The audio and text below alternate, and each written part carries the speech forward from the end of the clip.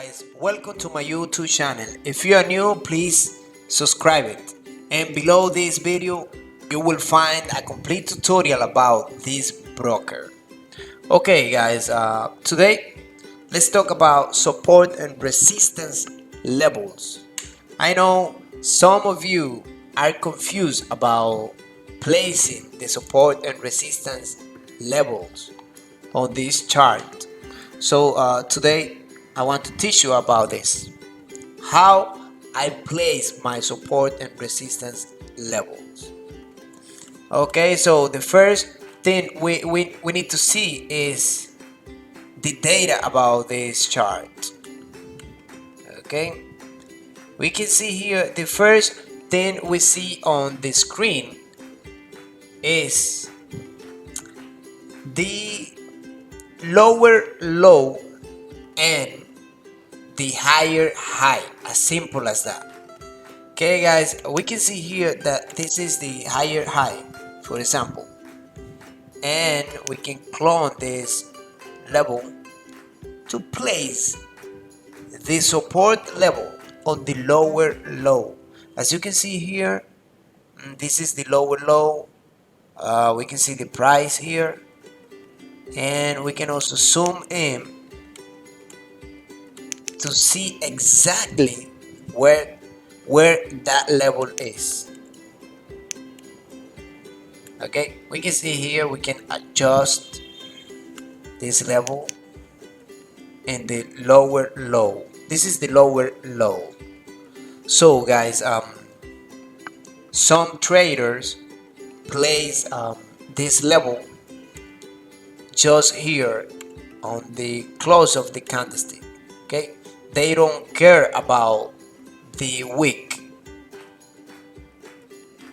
Okay, let me check, let me do it. Yeah, some of them place the level here, but let me tell you something, it doesn't matter where you place the level. If you place it here or if you place it on the low. Okay, the most important is that you need to know that this is a zone. Okay, this is a support zone, guys. All of this is a zone. It's not a simple price, it's not a simple point. Okay, it's not a simple point. You need to know that the price can react wherever on this zone, okay, or near this zone. Okay, the price can do this, for example, do this and make a pullback to continue the upward trend, or it can also break the complete zone, as simple as that. The same happens on the resistance levels.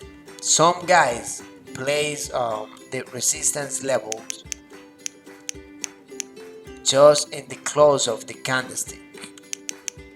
Let me check. Let me zoom in. Yeah, they place this resistance level on the close. For me, is very important. The wick, this wick of this candlestick. Why? Because this candlestick is a complete range. This range starts on this high, on this higher high. Okay, and then it starts all over the candlestick body until the close. For me, it's very important, the complete candlestick, and I think we should take in consideration this wick. Anyway, you can also trace this resistance zone like this, for example, like we did it on the support level. Okay, let me do it on real. We can say, for example, this is a zone. So the price can do different things when it goes back to this zone. It can stay there. For example, it can stay here, okay, as a range, or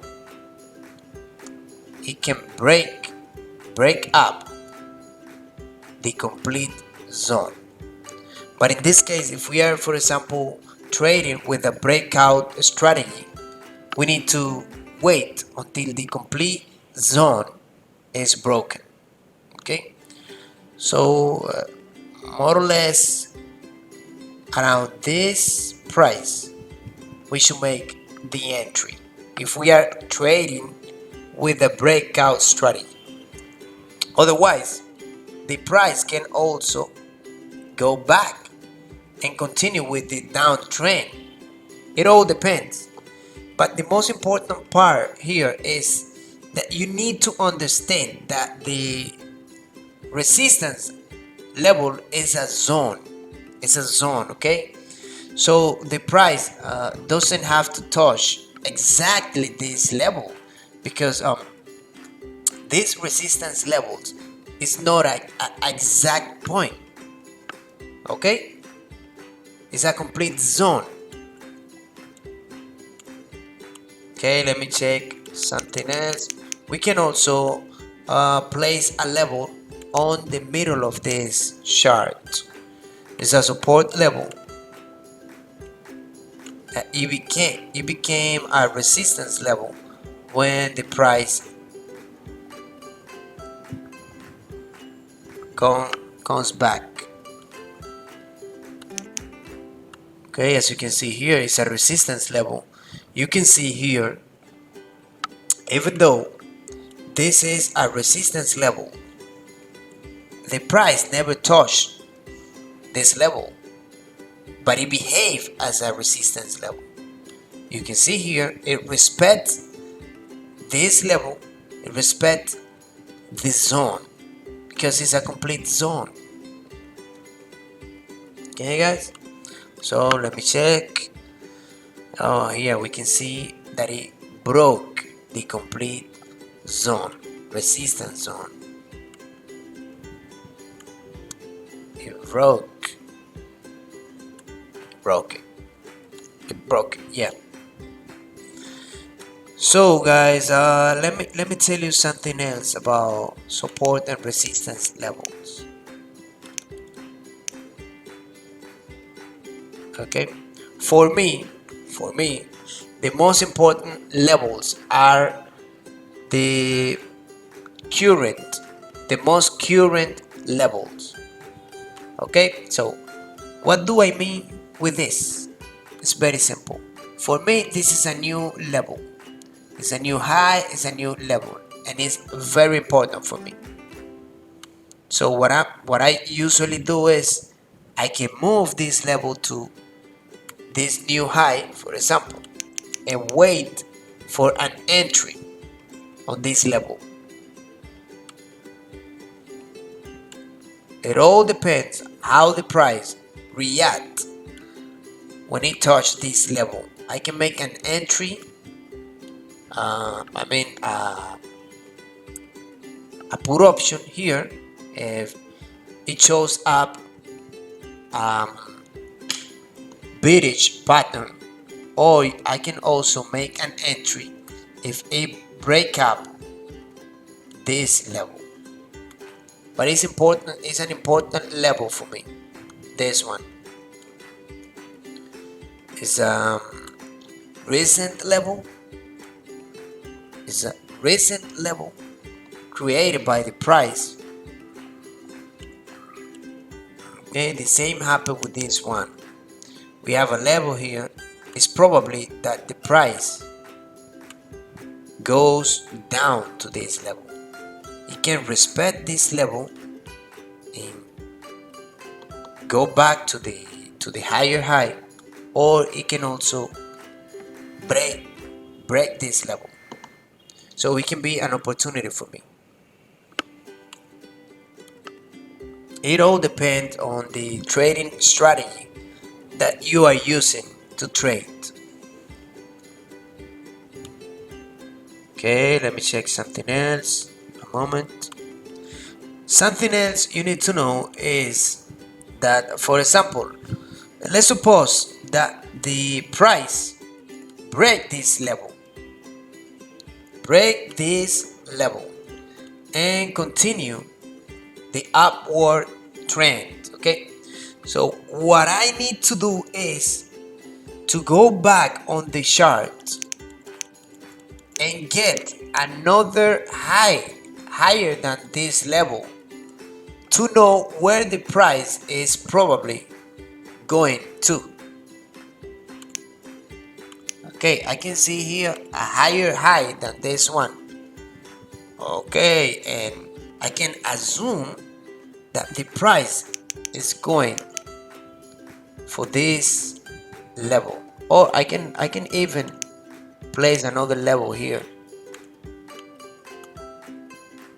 This is a double root chart.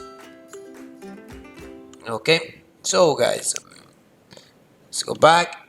I can see here if the price break this level again, I can assume that the price is going to get for this level because it's a historical level. It's a historical higher. So guys, that's it for today. On the next video we will trade taking in consideration only the support and resistance levels.